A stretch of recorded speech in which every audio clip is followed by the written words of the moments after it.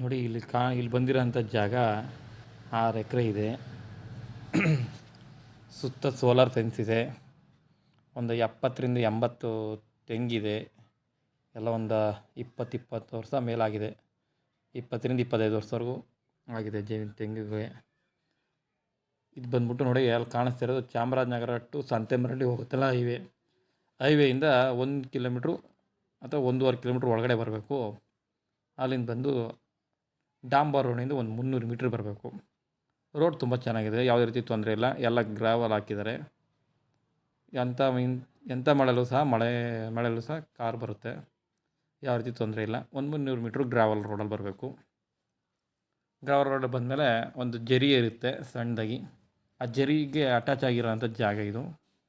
ಏನಕ್ಕೆ ಸಿಗುತ್ತೆ ಅಂದ್ರೆಪ್ಪ, ಯಾವಾಗಲೂ ಕಾವೇರಿ ನೀರು ಇಲ್ಲಿ ಹರಿತಾ ಇರುತ್ತೆ. ಬರಗಾಲದಲ್ಲೂ ಸಹ ಬರ್ತಾ ಇರುತ್ತೆ ನೀರಿಲ್ಲಿ. ಕಾವೇರಿ ನದಿ ನೀರು ಬರ್ತಾ ಇರುತ್ತೆ. ತುಂಬ ಚೆನ್ನಾಗಿದೆ ನೀರು, ವಾಟರ್ ಸೋರ್ಸು. ಸಂತೆಮರಳಿಯಿಂದ 5 ಕಿಲೋಮೀಟ್ರ್ ಆಗುತ್ತೆ. ಟಿ ನರಸೀಪುರದಿಂದ 25 ಕಿಲೋಮೀಟ್ರ್ ಆಗುತ್ತೆ. ನಿಮಗೆ ಮಳವಳ್ಳಿಯಿಂದ ಒಂದು 60 ಕಿಲೋಮೀಟ್ರ್ ಆಗುತ್ತೆ. ಬೆಂಗಳೂರಿಂದ 160 ಕಿಲೋಮೀಟ್ರ್ ಆಗುತ್ತೆ. ಸುತ್ತ ಸೋಲಾರ್ ಫೆನ್ಸ್ ಇದೆ. ಸಾಯಿಲ್ ಬಂದ್ಬಿಟ್ಟು ಬ್ಲ್ಯಾಕ್ ಸಾಯಿಲು, ಸ್ವಲ್ಪ ಬ್ರೌನ್ ಮಿಕ್ಸ್ ಇದೆ.